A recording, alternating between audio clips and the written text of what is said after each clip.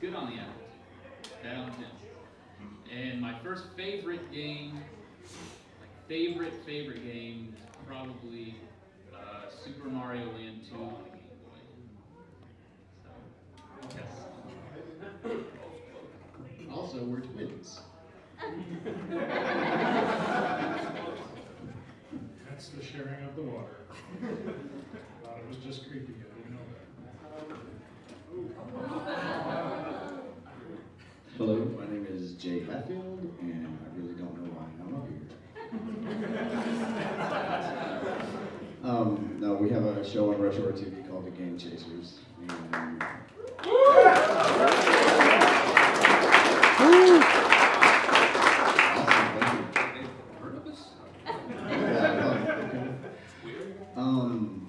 my earliest gaming memory, oddly enough, coincidentally enough, actually, is Empire Strikes Back here.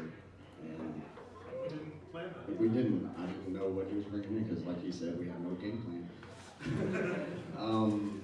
But then, once Nintendo hit, I went completely bonkers when it comes to that. Sure, and it was game over. I play a lot of video games. That's my resume. Well, I guess you know who I am because I'm associated with this guy over here, but Not like in a gay way. No, yeah, totally gay. I got your Facebook page.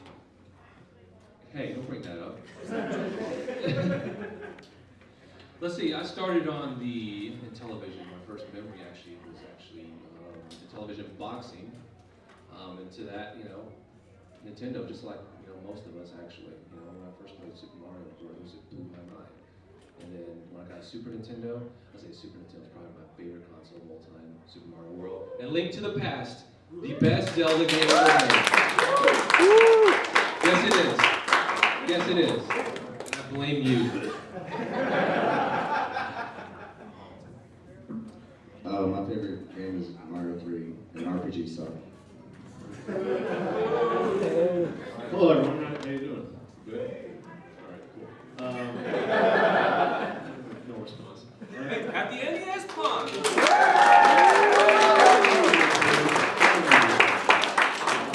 I'm a game collector. I also help produce a gaming show called Video Game Years, which deals with video game history for Retro TV. And probably my first gaming memory was playing the Coleco Telstar Ranger, which none of you have heard of, besides Sid, probably. And it was one of those standalones, kind of like this here. Pong. You have like 6 different Pong games. You have squash, you have handball, but it's all Pong. And it had a really big, would get you killed by a cop, light gun, like Magnum, like 44 Magnum gun. And we had a couple of light gun games. And that was my earliest memory. My cousin also had an Atari 2600. And so Pitfall was probably another early memory. Sid. And my cousin always get on, he's complaining that I broke his 2600 joysticks. I'm like, no, they just break on their own. It wasn't me that did that. Yeah. So that's where I'm coming from. So let's go into our next topic. Awkwardly. Don't play with the joystick so rough next time. That's not a cartridge slot. All right. Now, we have a next topic? I have a next topic. Since I'm the only Canadian up here, there's a couple of Canadian things I want to talk about. First of all, does anybody in the audience recognize this game? Yeah, Evolution. Yeah, They can read. Okay, panelists, does anybody know anything about this game? What's the significance of this video game? Does anybody know what is, in gaming history, what is significant about this game? What's it called? It's called Evolution, and it was published by a company called Sydney, which happens to be my name, and it's also spelled correctly, although I am not getting any royalties from this, unfortunately.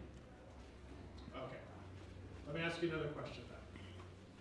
In terms of Canadian executives in the gaming industry, who has recently changed companies and probably the richest Canadian gaming executive out there? Anybody know? Last time I checked.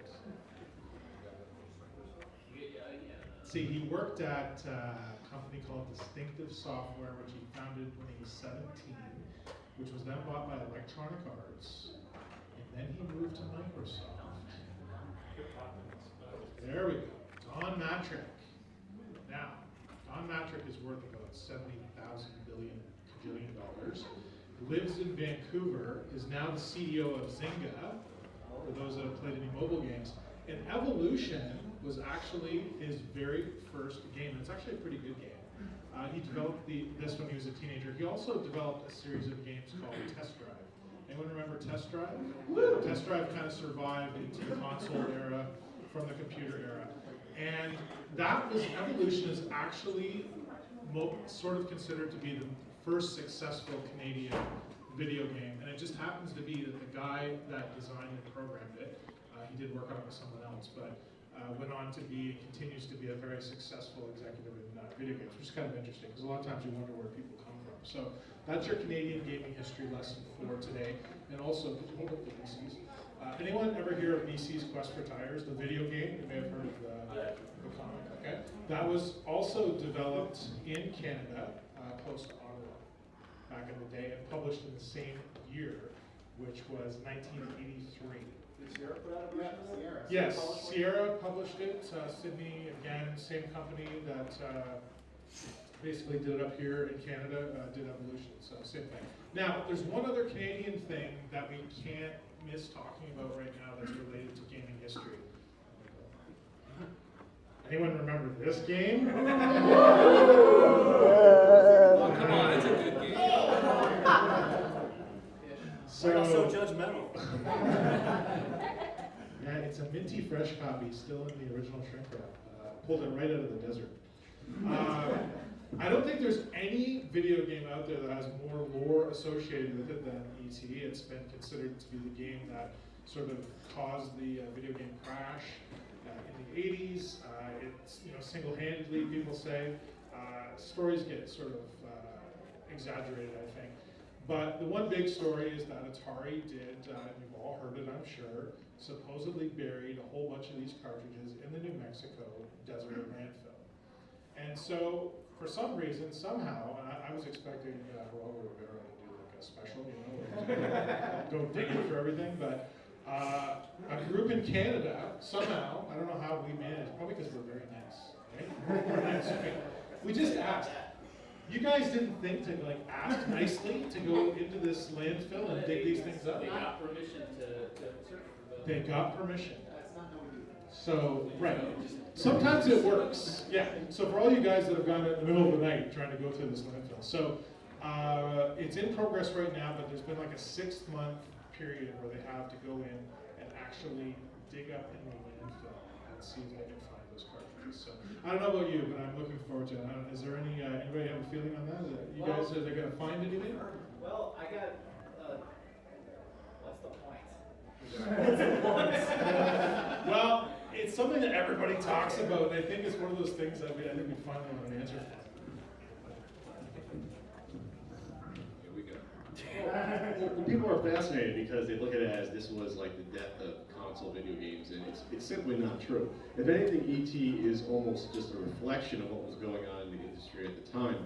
The fact that Atari had absolutely no quality control over their games at all, it required no licensing from anyone to develop their own games, so crap was just thrown out there from every direction. You had a game called Chase the Chuck Wagon that was, Purina Dog Food making their own video game. When you get to that point, when you have pet food games coming out, you're in trouble. The industry's in trouble. And so our Scott Warshaw, who we actually interviewed for the video game years, he said, "Yeah, I'd like to be known as the guy that killed a billion-dollar industry, but no, it's not true." And it's not true. But for some reason, E.T. sort of the lights put on that game as the first huge licensed game that was a huge, massive failure because it was just rushed out and poor developed. But it's not the worst game ever. Whoever says it's the worst game ever is just saying it just to say that. And so, I don't know. Can we switch topics or talk about something else? I don't know what I want to talk about maybe ask everyone on here, what was your favorite, time of video game history and why? What do you grasp onto as wow, I love that era of gaming because all these little games came out, or you had genres that developed their systems. You want to? I'll start us off. Okay. I'm really fascinated by the sort of the NES and 8-bit era, just because the industry was dead, it was gone, and Nintendo. It's almost not a miracle, but Nintendo wasn't given a shot at all. They didn't want to put the system in game stores. Nintendo hired for America. Nintendo of America was like 12 guys, including Howard Phillips. They go out to Jersey, northern Jersey. They stay in these awful hotel rooms outside of like Newark Airport in Elizabeth, New Jersey, and they just truck it up to northern Jersey and New York City, like FBO Schwartz's and not even Games for Sports, and set up the system themselves, set them up in malls, and had people, hey, come over here, play this new system, and that's how they got the word out of Nintendo. So it really was a long shot that it gained a foothold, and people gave it a shot after they were so just disappointed in other game systems. So that's why that early, like 85 to 86 point, when people weren't really interested in home consoles even yet, Nintendo really didn't even get popular until about somewhere in 87, where people started actually, you knew someone that had the system or was going to get it for Christmas of 87 is usually when people got it. So that's one of the most fascinating times, just because it was just like almost, video games became new again around that time to a lot of people. I guess my favorite moment would be, I guess right around this when the Super Nintendo came out. Because up until that time I was playing NES, and to me that was the quintessential, the video game unit of all time, the best. I mean, how could you ever get any better than that, right? And then like, Super Nintendo came along, and I was just fascinated with it. How, this is gonna be 16-bit? I mean, that's twice the bits, right? So it's gotta be twice as good. Exactly, what is a bit? Rue? Rue will tell you what a bit is, and bit rot maybe. But yeah, I guess that would probably be my favorite moment. Just the anticipation of the Super Nintendo and just getting it for the first time. Well, since they covered probably two of the greatest eras in video gaming, I'll go ahead and go with the next one, PS2 days, and GameCube. A lot of people give GameCube flack, but there were some good games on it. Resident Evil 4, amazing. First time I played it on GameCube. And Monkey Ball. But no, PlayStation 2 is the best-selling home console of all time. So that says something right there for it, doesn't it? The library was enormous. You had your GTA 3. The graphics were so much better than Nintendo had done to that point. Obviously NES, Super Nintendo. So just I guess graphically speaking. They only stopped making systems 2 years ago. That's true too. Just about. They're still making. That's like 11 years of making a console. I don't think that's ever going to happen again. Our console making that one. No, not. But that was different iterations of Game Boy. They changed up the iterations. They went the Game Boy Color. They went the Game Boy Advance. Fight. Wow, that was a real nerd fight. It's hard for me to pick a particular generation, but I can tell you that when in the early 80s, I actually played most of my computer games on the Commodore 64 and the Apple II, I spent a lot of time doing that. Although today I'm not really a PC gamer, I guess you could say I was a PC gamer back then. In the mid to late 90s, I kind of got into collecting on the Atari 2600 and stuff like that, but I still really wasn't playing. But it wasn't until the Xbox, and it's going to sound strange, but the Xbox came out, and I ended up playing Crash Bandicoot on the Xbox, of all places, even though it was traditionally a PlayStation character. And then I went back to the PS1 games, played all those, and then I was hooked, and then of course the PS2, I had to get that, and then I just honestly fell in love with the PS2, just like you. It's like so many great games. It's such a great library, and so many of the favorite games that I've played from beginning to end for me have been on PlayStation 2. My favorite moment in video game history is the Game Boy. And I'll tell you why. The Game Boy took video games from something that, just kids and teenagers play, to everybody who's playing the Game Boy. Soldiers in the first Gulf War had Game Boys. And if you will go to the Nintendo World Store, there is a soldier had a Game Boy and they got a mortar attack and the Game Boy was like fried and it still works. It's plugged in and you can play it. Well, you can't play it, but you can look at the Tetris demo at the Nintendo World Store. President George Bush had a Game Boy. I mean, everybody had it. It was like businessmen had it. It just, I think it really blew up gaming, and it really put Nintendo on the next level as well. Because can you name another handheld console that can compete with Nintendo's? They tried. The Lynx. It's really Lots of batteries. Engage. And the big Game crossover Gear. that Tetris is played by. yeah, Tetris. That's what I mean, yeah. Although PS Vita, we can root for it. Come on, PS Vita. PSP Go? So bits have to do with the size of the character and the CPU. And if you have more bits in that character, you can have more information and theoretically that can make more powerful. Anyway, I could get one. I'm going to kind of copy Billy and say the 16-bitter is my favorite. I wouldn't have imagined that. Yeah, but I'll talk a little bit differently to why. It's basically the pinnacle of 2D gaming. When the PlayStation, the first one, and the Nintendo 64 and all that came out, 2D gaming was basically considered dead. But now everything cool is now 3D. Look at Super Mario World, and that showed you can do 3D games really well as opposed to like Bubsy 3D or something like that. Well, Bubsy, the first one's good. But anyway, and so for at least 5, 6, maybe even 10 years, 2D gaming was essentially dead. It was passé. It was old and buried. And interestingly, since then, especially with these rise of indie developers, you see a lot more 2D gaming out. And it's kind of like a retro chic thing because 1, they're easy to develop for, 2, they're easy to pick up and play, and 3, you can have very, very deep, engrossing gameplay experiences with a 2-dimensional game that are just more difficult in 3D. Plus you have things like the Uncanny Valley, things like Heavy Rain, you know, while great in production, are still a little creepy to watch. What did you just say? You two can fight. Heavy Rain was overrated. Didn't really do a whole lot. Okay. You guys want your own panel together? But since I have the talking stick, I'm going to go ahead and change the subject to what I would like. Because Earthbound! No. No, just kidding. Well, you should buy it on the Wii U Virtual Console right now. It is kind of rare to have a really literal piece of gaming history in front of us. The first video game is something that is kind of debated. Some people consider a game developed by the British during World War II on one of their first computers ever, Noughts and Crosses. In America we call it tic-tac-toe. I don't know what you guys call it. One of those. Some people say Tennis for Two in the 50s. Tic-tac-toe. Awesome. Tennis for Two, which was actually made on an oscilloscope at the Brookhaven National Laboratory in New York. That was in the 50s. And then, of course, there's Space War, which was made at MIT in the early 60s.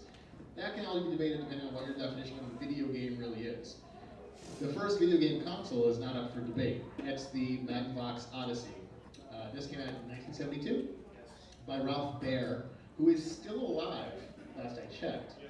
Which is amazing. You have the person who by himself developed the first video game console, still alive in his 90s, up in New Hampshire. Okay, I guess we'll be down in New Hampshire here, but and this was pretty impressive. I'm sure Sid or Pat would definitely like to talk more on it, but I mean, this is a piece of technology that had technically more than one game on it. It had the first kind of iteration of Pong, et cetera, et cetera. Anyway, Pat, you look like you want to jump up and say something. Yeah, I mean, they're very loosely different games, more or less control where they, you know. Let me tell you a little bit about this system. I mean, yeah. So basically, it can the functions control differently what you can do with the paddles, what you can do with the dots. What's amazing though, the story I want to say to this is that it's on YouTube and it's an amazing clip. There was like a game show from like 1972, and it was like a bunch of like celebrities on the panel. It was like guess what this is or guess what I am. And so there was a Magnavox guy in this 3-piece suit. He came on to advertise this. The system had not come out yet.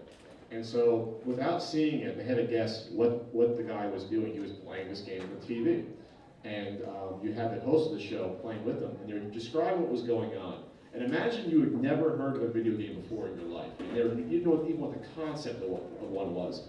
And so they're like, what are you doing? You're interacting with the TV. They had no clue. And when they revealed it, the look on these people's faces was just like, they were surprised by it. They knew it was cool, but you could still see they couldn't fully comprehend what was going on. That they were interacting with the TV, with controllers, just like, huh, they're like, it's called a what? It's game interaction. Oh, interesting. And they called it like electronic tennis, and just like, oh, that's really strange. So it's literally a moment in time when video games was like thrust on the world on national television. So go on YouTube, search for it. It's like Odyssey TV game show 1972. That's my story about the Odyssey.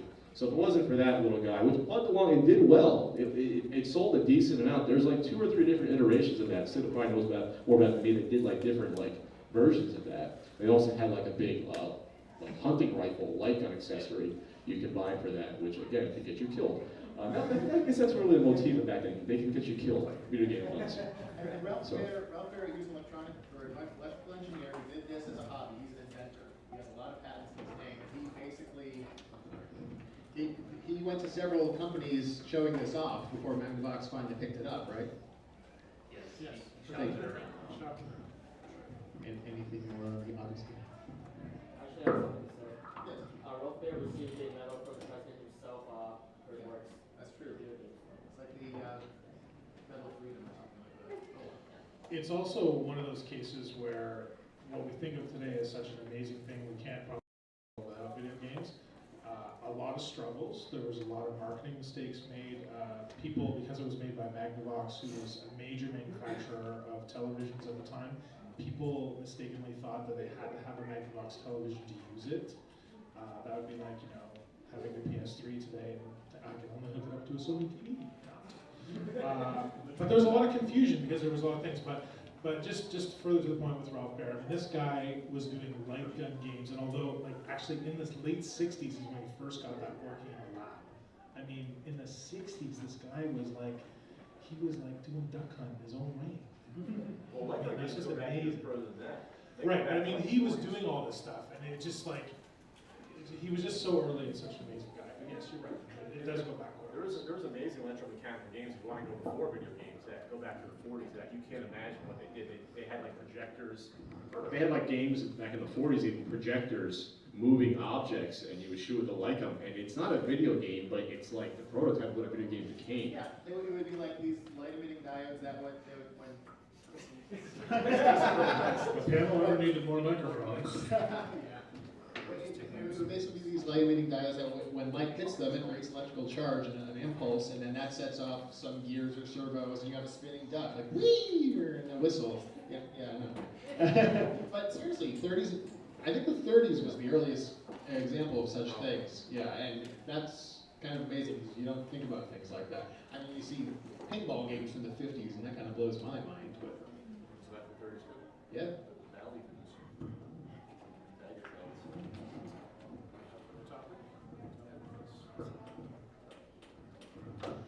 Go video games. All right, so I'm going to change the topic again myself, if that's all right. I want to ask my fellow panelists here if they can think back to the first video game that they actually felt ashamed to play or finish or keep playing or keep going back to. For me, it's pretty easy to remember what it was. Unfortunately, it was Chicken Little on the PS2. I finished Chicken Little. And the reason I even started playing this silly game was because it was my 1000th PS2 game. So I had my picture taken with it at the store where I bought it. And I was like, really, this is 1000? Can it be something else? I'm thinking, can I buy like, I don't know, something cool like Mark of Creed or something else? No, I already had all the cool stuff. So I had to buy Chicken Little. So I thought, you know what, it's special. I'm going to have to remember this. It's going to go down in history, my own personal history. So I played it. And I started playing it. And it was kind of fun, actually. And if people would come over, I would shut the system off and say, oh, something's wrong with my PS2. Oh, what were you playing there? Oh, no, nothing. I was just looking at one of those underground demo discs. Yeah, something came up. I don't know. Was that Chicken Little? No. It wasn't. It wasn't. I think there was a preview for the movie, Chicken Little. I was not playing that game. So that's my shame game. I'm too embarrassed to say. You know, in the 80s, how games like Zork, like interactive fiction, were big, right? You know, there's a subgenre of adult interactive fiction. Okay, All right. I don't know if I ever played a game that I'm ashamed to play. That's such a harsh. I know, it's very loaded. I'm ashamed to play It's this. very loaded word, Sid. I don't know. I didn't think about this. Okay. You know you have one. I have a lot more than one. I'm gonna go last actually because I think I can probably talk. Oh, come on. Are you done trolling there in Second Row, buddy? Let's see here. I don't really have anything that I'm ashamed of playing, but I guess embarrassed maybe if like one of my friends had come over and watched. I think, yeah, Little Mermaid on NES. No, it's a good game. You can beat it in 20 minutes. But no, yeah, I went to go rent the game, you know, because I went out every Friday night or whatever, we'd go rent games or whatever. And, you know, all the games, I picked out Little Mermaid. Like, I'll take that. And then, yeah, no friends came over that weekend, by the way. I felt really bad. Difference is that it wasn't because of the game. When I bought Three Stooges as a kid, I was a huge Three Stooges fan, and not many kids were. You know, it's a series from the 30s. I know I'm not old, Drew, but I got into it because my father used to tape them during New Year's marathon. He would tape them. So anyway, the game was announced like 10 months before, and I saved up my measly $2 a week allowance by mowing lawns and taking out the trash, making my bed. That was my allowance. So that's all the money I had. And the games back then were the same. People complain games are cost money now. No, they don't cost money. Because the games that are $60 today cost $60 back in 1989. And that was like $100 today, if not a little more. So imagine spending $100 on a game with Three Stooges, and you realize I just blew my entire year's allowance. It's not even a bad game, but I was still disappointed. So I'm there at 9 o'clock at night coming back from Electronic Boutique from the mall, like just sitting there like, wow, I can't buy another game again for like 8 months. This is all I have. Unless my birthday or Christmas comes around, the allowance money, that's the only game I could ever get. So that was just not shame, it was just sort of like, oh, come on, really? It's not like going to Contra where you're like, oh my God, I'm blown away. It's Three Stooges, it's not a bad game, but, you know, okay. I'm going to switch topics now. Oh, do you want to I'll tell a story. I just,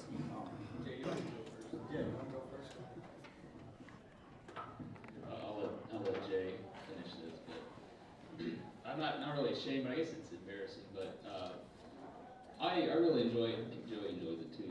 A game called Mega Man Soccer. Super Nintendo. How many people know this game exists?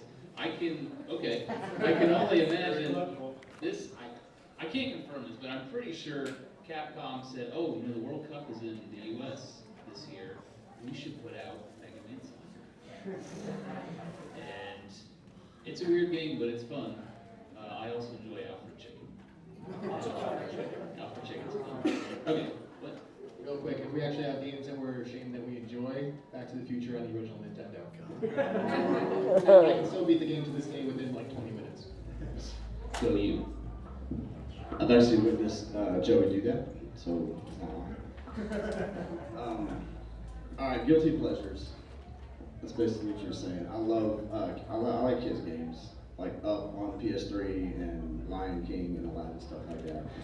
So, game I was ashamed to play. I'll tell y'all so you can laugh, and then I have a medical reason for playing the game. Hannah Montana the movie.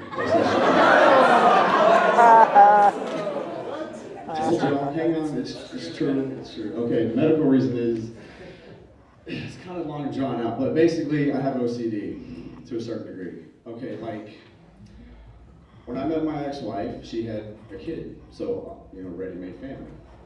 My, at the time, daughter wanted to play Hannah Montana on PlayStation 3, and it was on my profile. Well, she played it for a little while, decided she didn't like it, didn't want to play it anymore, and every time I checked my trophies, it was incomplete, and it really just so I had to finish it. So thanks for laughing at my disability jokes. was it fun? It wasn't that bad. What did you do in the game? It was not the best of both worlds. I see what you did there. But no, I really do enjoy kids games. That's a guilty pleasure of mine. How about Britney Dance Beat? I have the Spice World game on PlayStation. Oh yeah, Spice Blockbuster Group. Yeah, I you heard of that? Good topic. How about, this could be either something that surprised, what surprised or generally shocked you when it happened, a moment in time in video game history, whether it was a game that you were surprised was either really good or was built up to be good and failed, or something that maybe the industry went in a different direction that you were surprised at or happy about, or just your thoughts on that. I have nothing in my head right now, it's not a good topic. Can you guys like finish the systems at some point too? I don't Oh, you want to finish the system we have up here? All right, well, Sid can probably talk more about this, but this is a Bally 4, this is a Pong clone, correct, Sid? Yes. Maybe you can talk more about that real quick. She took over a pound for a second. This is one of like a couple hundred different Pong clones that were available. It's called the Rally 4. And I just brought it because for those of you that haven't actually seen a Pong style machine, and a lot of people have seen just the regular Pong and Super Pong, so I thought I'd bring something maybe that you haven't seen. But it's kind of cool because it has bin, if you want to take the controllers out. You can actually remove the controllers. This was actually an amazing feature in the 70s, that you can actually remove the controllers from the console, because a lot of the first ones, it was all built in to the machine. So that's that one, and then that's what we get there. And Jay, if you can pull that up. This is, Change everything. yeah, so this, we've talked a lot about the NES, of course, and things changing here in North America in 1985, but in 1983 over in Japan, this little device was the very, very first iteration of what we know as the NES, and over in Japan it's known as the Family Computer or the Famicom. And interesting to note how short the cables are. It's like, here you go, you have to like be, the TV has to be 6 inches away from you while you're playing this thing. This is why you never knew the graphics were bad, because you were so close to the TV that you really couldn't see them when you went blind after playing for about 6 minutes. How come that system never made it to the States? Well, it is a good question, and there's a lot of theories about that. But I mean, the system did make it, but a lot of times, I mean, part of the design of this system has to do with just Japanese design and how they feel about things and how they create things, and things are very small. Oh, Williams, good here. But when it did come here,